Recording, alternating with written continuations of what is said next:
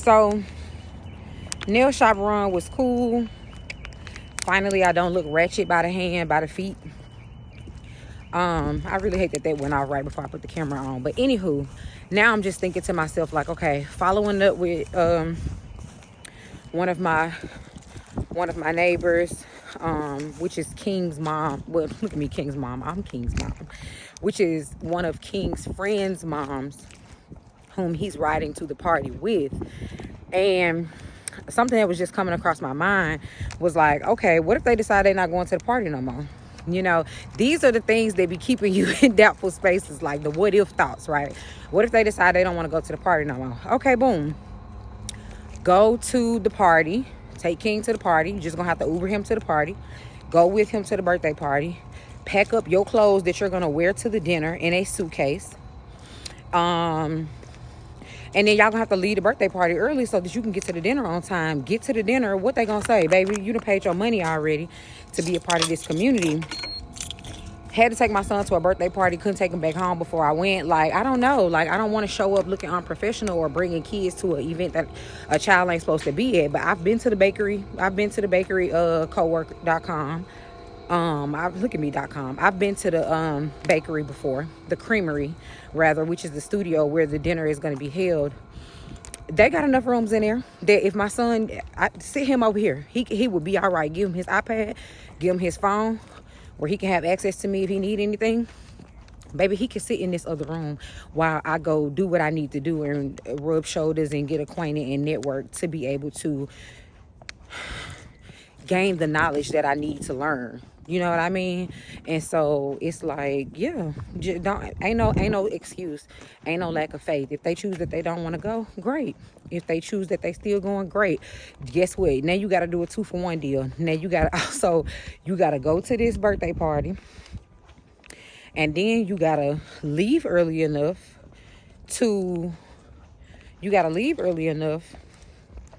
so that you can make sure you get to this dinner on time, because put the mom guilt out the window, you know, and rely on your resources. I had to learn this. This was a big thing for me because I'm very highly in not trusting other people with my child. But the reality about that situation is you can't do everything, right? You cannot do everything. And a big part of trying to transition your life out of the lifestyle of being a 9-to-5er and to go into being a business owner, you have to learn how to delegate tasks. Say, for instance, like going to get my nails and toes done, right? Me going to get my nails and toes done took 2 hours, right? I got in there like around 12:45. I was done by 2:45. But the reality of that experience is, if I would have attempted to do my own nails and my own toes, it can be done, right?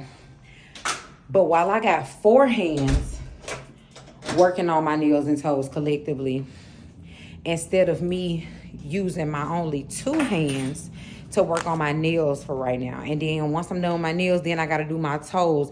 And then, like, you see how much more time? That's the whole point in entrepreneurship. That's the whole point in understanding the biblical principles of money. God blesses us with money so that we can pour it back out by buying our time back. Imagine how much time it would have taken me to try to do my own nails and my own toes and still got to do my hair.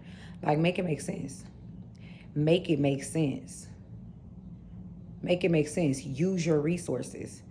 Put mom guilt out of the window, because you can't do anything for your child not doing anything for your child. You get what I'm saying? Like, staying at home with him ain't finna help me learn how to build wealth or build a business or operate properly in finances. And also taking him to a birthday party and ditching out on an opportunity where I never get out of the house to go network. This ain't about me going to go have fun, right? This is about a seed I was blessed with that I sowed into a room that I can go into and gain knowledge and wisdom that the Lord wants me to learn about the actual thing that I'm praying to him about. You understand what I'm saying? Am I going to learn that at the birthday party? No. Do I have to trust God with my child when I allow him to go be with friends and other parents and stuff like that I'm getting acquainted with? That's a part of building your village. You know what I mean? And so I'm just grateful, you know, for what the Lord does provide in reference to resources for me to be able to do the things I need to do. However, because it's not always that I do it. I have sacrificed a lot not doing things because I feel like, you know, I'm guilty. I don't want to not be there with my baby. I don't want my baby to not be here with me, you know, all of those particular types of things. But like, you're going to make those sacrifices on the front end, or you're going to make them on the back end when your child is now in your position that you are in life, trying to figure out how to navigate life without going to get a job. And the reality is, unless you have the wisdom and the knowledge, you're going to get that job. You're going to work that job. And I'm not saying that knowledge and wisdom can't happen from you working a job, because I definitely have gained a lot of knowledge doing that. But imagine how differently my life would have been had I had the tools on the front end of, okay, well, I'm going to go work a job specifically for this amount of time. I'm going to save up this amount of money. I'm going to invest this amount of money, and then I'm going to duplicate it and scale it in this particular type of way. If I had that knowledge back then, when it taken me 12 years to be on a 9-to-5. To just get to the point where I'm like, okay, Lord, this is it. This gotta work, okay? And even if you don't bless it, I'm still gonna serve you, because I know that you have something for me to do. I know you have an assignment for me that is going to deliver the things that I am praying to you about. In Jesus' name. He knows exactly where you're supposed to be. 5 years from now, 10 years from now. He knows the building we'll be in 24 months from now.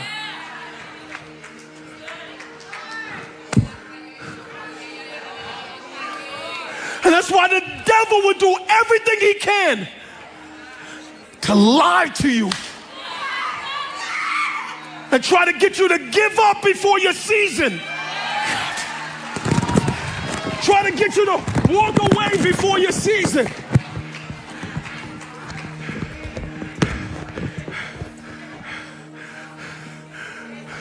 And I don't even know who this is for. It's for you. Just take it by faith. Man, if I'm talking to anybody, just wave a hand at me. If I'm talking to you, just take it by faith.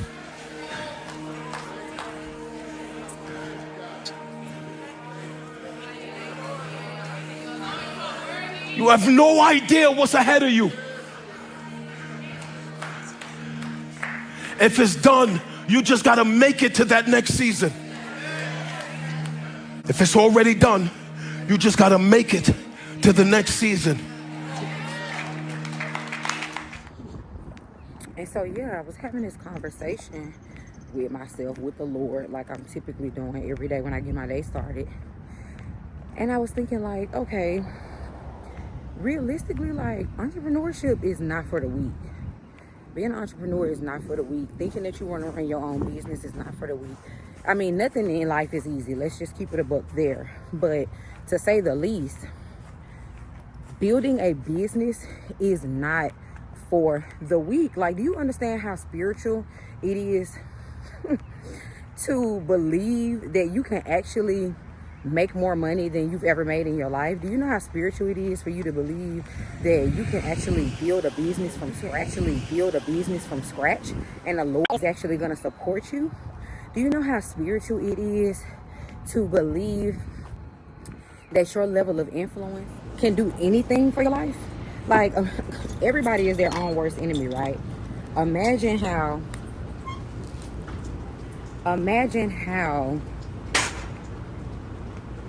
unqualified one must feel when they first decide, oh, I want to start a business. You do not, but you have to, it's almost like you got to be damn near delusional to think that entrepreneurship is going to work for you. You know, and you got to be relentless at it. Like, I know so many people who have started businesses, who are entrepreneurs and started businesses, who crashed out. Like, straight up crashed out. They might have been able to, some of them may have been able to pick themselves back up and start over again. But like, it's low-key a crash out journey. I did not know that bird was as close as it was to me. He was blown. But like, it's a true crash out journey. Like, sometimes people don't, it's such a crash out on your mental health and your emotional health. And I feel like entrepreneurship is it's such a spiritual journey that if you ain't if you don't already have a strong relationship with Christ, it's probably not going to work out for you. Like, I'm pretty sure there are some atheists in the world that don't believe in God that are successful as well. But that's a whole nother conversation for a whole nother day, because there is another kingdom and another king that will offer you everything on the throne in trade for something that he don't show you. He take it from you up front. However, you gotta be, it's such a spiritual journey. Like, people really lose their mind on this journey of entrepreneurship. You can literally lose everything. I know I'd be overusing the word literally. We're gonna have a speech coach or something. But you can truly lose it all on an entrepreneurship journey. So to actually believe in yourself takes so much faith.